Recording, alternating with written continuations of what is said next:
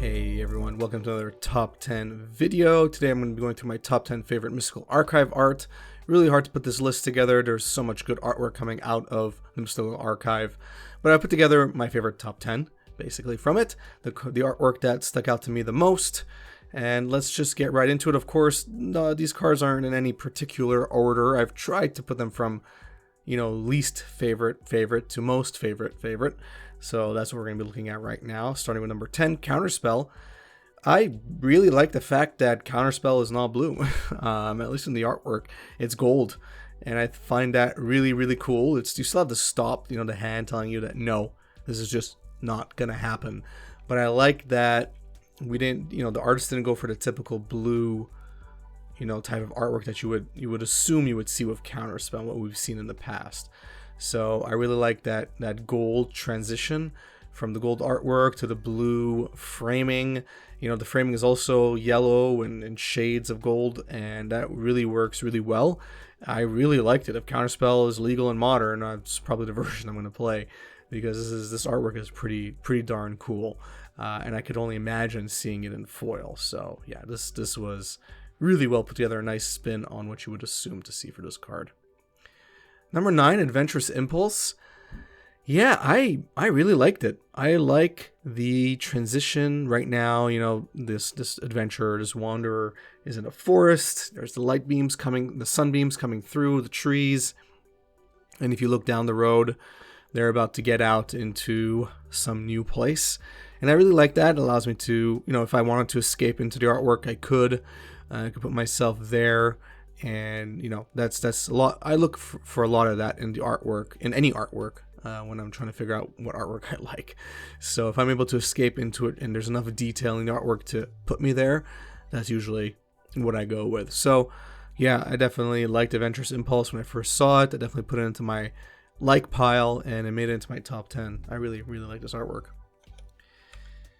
Number 8, Approach of the Second Sun. What I really like about this artwork, at least the way I'm interpreting it, is the perspective. So it's almost as if I'm in a cave. At least this is how I'm seeing it.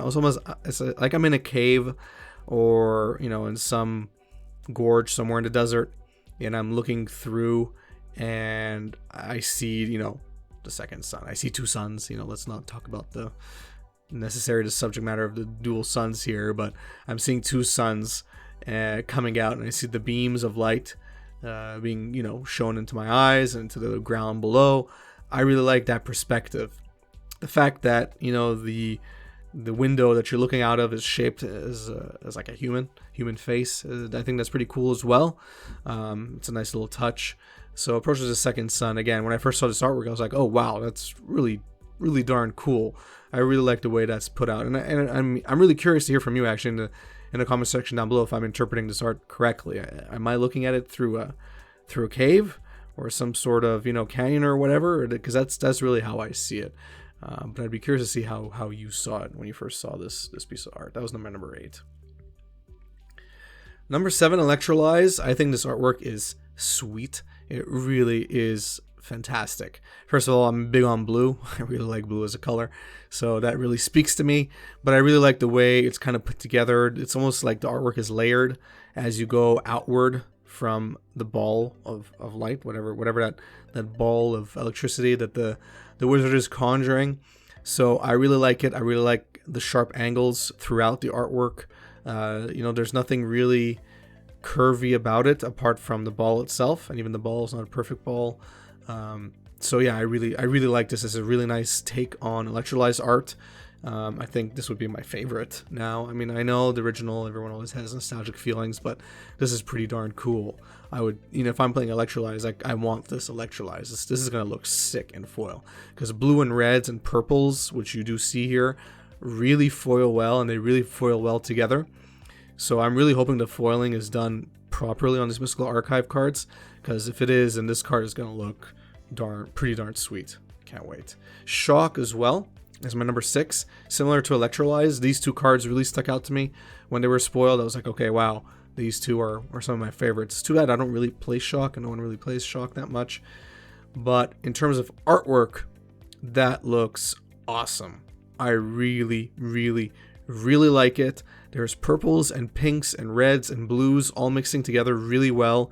I guarantee you, again, if they don't mess up with the foiling, this is going to be an awesome foil. I don't know how to look in etched foil. I'm not really an etched foil person, but regular foil, it's going to look awesome. It really, really is. And the artwork in general is really well put together. Shock. I guess it would be pretty easy to ruin or miss the point with a card like this. But no, I think the artist did a really good job of it. And I really, really like it. I like the perspective as well. You're kind of looking at the behind the wizard as they cast that shock spell. So I really like it. And if you look really closely in the center, you can see like their hand. So it's not, if you look at it really quickly, it's almost as if their fist is coming out. But it's actually, you see their hand, it's kind of white. Maybe I'm over analyzing, but I see the hand in the center of that ball. So I think that's pretty darn cool. Time Warp is my number 5. I really like Time Warp. I think it's really, really well done, really well drawn. I like how you kind of have the spiraling effect, starting at the center of the art and then coming more towards you, you know, giving you that time warp like effect. So I really see where the artist was trying to go there. And yeah, I really like this. I really like the way it looks, like the body of the wizard or whatever. You don't really see her body. What you see is her head with a hood, and then you see her arms coming out of more or less nowhere. But you could just imagine what position she's in, but it's almost like a weird position. Just kind of try and picture yourself trying to do what she's doing. It's kind of an interesting perspective, but it's really, really cool. It's almost as if she's twisting with the spiral. And I think that was probably the idea there. So yeah, this just looks really, really awesome. I think it was really well executed. Number 4, Weather the Storm.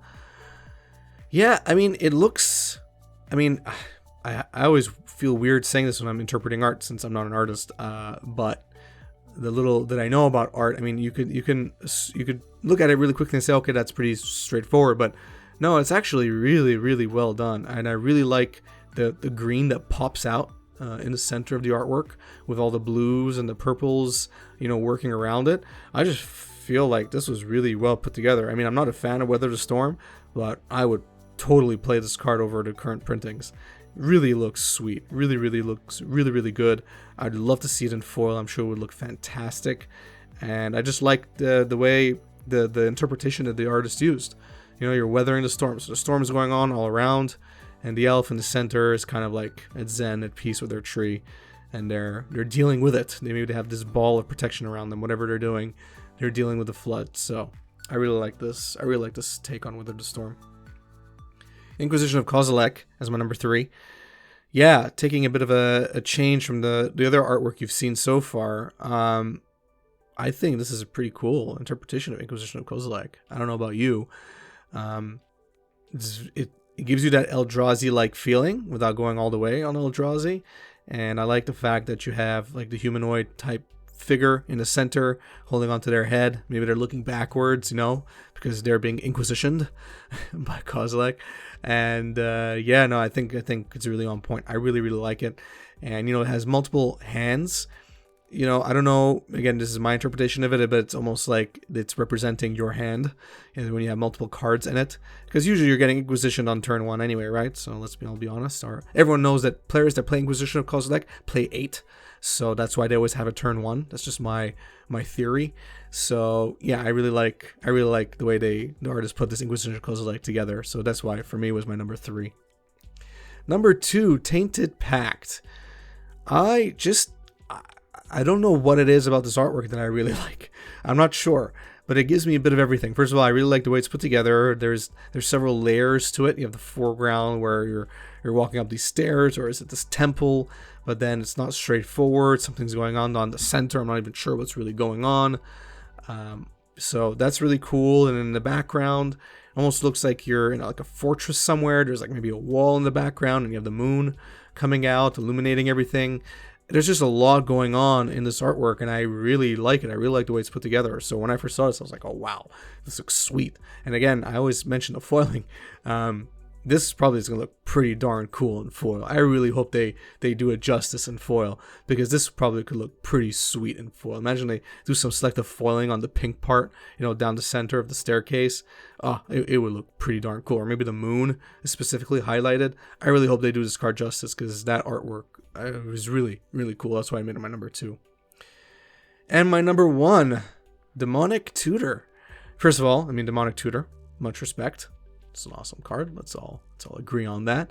But there is so much going on in this artwork, and it's not chaotic just for the sake of being chaotic. There's almost like there was a plan to it, but I really like the multiple layers here. You can stare at it and look at different parts of it and discover new things, like even just looking into the rays that are coming out from what I would assume is the sun or the ball of fire from the back. You know, there's like one ray where there's like almost like trees or like a forest that you're seeing, but that's not necessarily carried over everywhere else.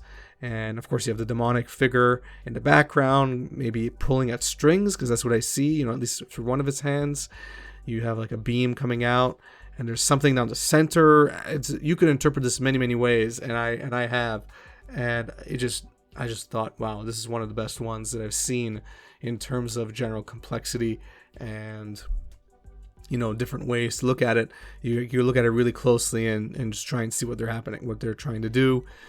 You know, the way I see it is like you have like a humanoid type figure in the middle, and you have the demonic tutor in the background, maybe even controlling it, and then you have like this book basically that's open to the left, bottom left.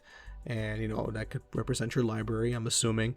So, I don't know, it's really, really well done. And it's fitting into the themes of what the card is trying to do in the first place.